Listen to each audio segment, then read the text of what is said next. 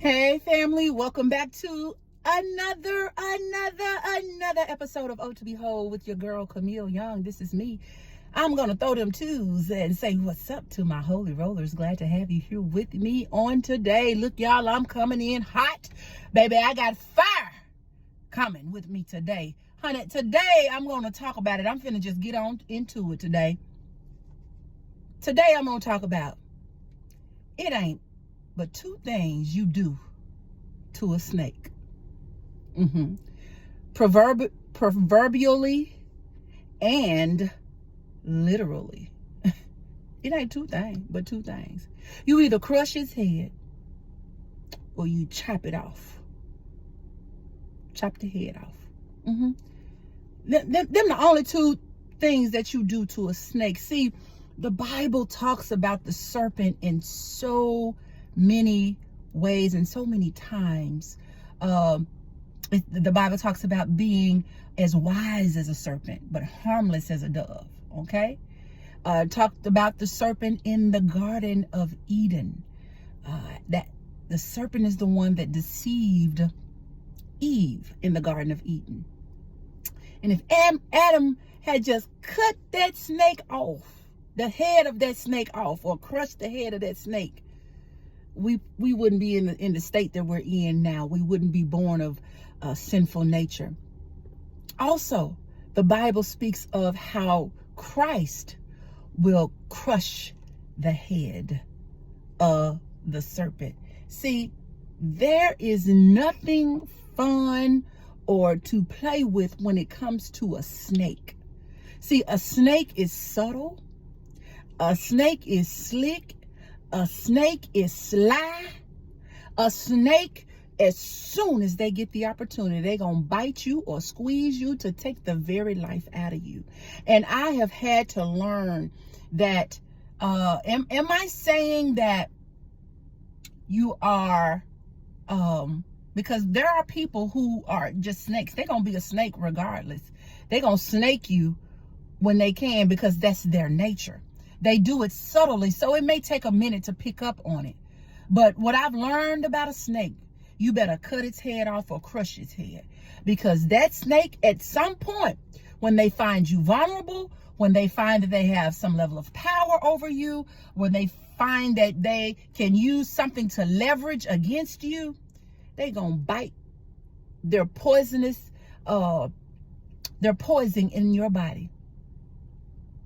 Ventum, that's the word I was looking for, in your body, or they're going to squeeze the very life out of you. Because see, one thing about a snake ain't going to play fair, and they ain't going to play for fun. They play to win. They play to win. And winning for them is defaming your character. Winning for them is to take you out of your character. The win for them is to get you to do something you would not normally do, or say something that you would not normally say, or act in a way that you would not normally act, or perform in a way that you would not ordinarily perform. Because a snake does not play fair. They don't play fairly. They want to make sure that they take you out of the game, and so they can back up and say, I got you. Look at them now. Okay. And that's in the spiritual realm and in the natural realm, because what we know in the spiritual realm, the snake is, in the spiritual realm, they are using humans. Okay. In the spirit realm, when a person has a snake-like spirit on them, or a snake-like way of being, that ain't nothing but the devil. That's why the Bible talks about we wrestle not against flesh and blood, but against powers, against principalities in high places. Y'all, this stuff is real, and snakes will hide themselves under the guise of Christianity, of being saved, of being nice, of being sweet, and being all this. They are very subtle. And as the Bible says, they're wise. You know, they're wise in their own eyes, because they're using Satan's tactics to schmooze their way into your life, or to schmooze their way into getting you to perform and act in a way that you ordinarily would not. So It ain't but two things. When you figure out you got a snake in your presence, you better cut its head off. And when I say literally, if we're talking about a literal snake, don't take it in as a pet. Like, I don't understand people who take snakes in as a pet. I hear preachers talk. They've told stories about a man who snake. I may not get it exactly right, but get the lesson, as we talked about before. Get the lesson.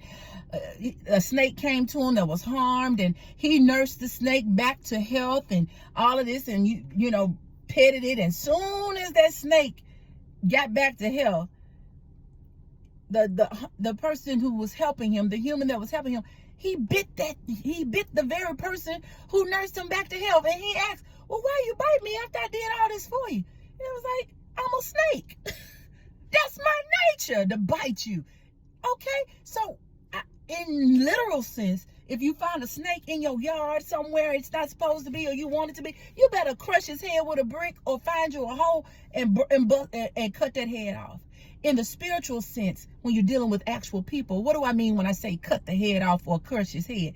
You better cut them off. Don't deal with them point blank, period. I'm talking about block them. I'm talking about don't have conversations with them. Do not trust them. You can be cordial and say hi, but as soon as you saying hi, you better be throwing them deuces sign and saying bye, see ya, because I'm telling you, they're waiting on an opportunity to snake you. They're waiting on an opportunity to use their venomous poison to take you out of here. Ask me how I know. And it's unfortunate because they are miserable people. They are miserable. And they want to make you miserable. Old folks say it is true, baby. Misery loves company. And I did a video on that, you know, probably been a couple of years ago now. But don't connect yourself with a snake. When a person shows you who they are, you better believe them and you better cut them off. Hey, you don't reconcile with snakes. You reconcile with people who have the ability to be to change, who are sincerely sorry for something that they did, repentant of something that they did.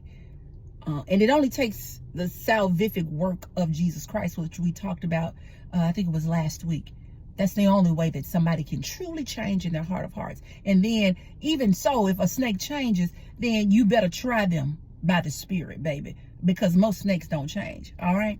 So look, that's all I had to talk about. I know I came in hot, baby. I did came in hot. But at the end of the day, don't trust a snake. It ain't but two things you do to them. You crush their head or you cut their head off. All right. All right. I love you. Thank you so much for joining me on today. Be sure to like, share, comment, and hit that subscribe button. Hit it, hit it, hit it. Okay. Because it don't cost you a thing. If you need a book, you can go down in the description and go to my website at otobehold.com and order your book today. All right. Thank you so much for joining me. And until next time, God bless.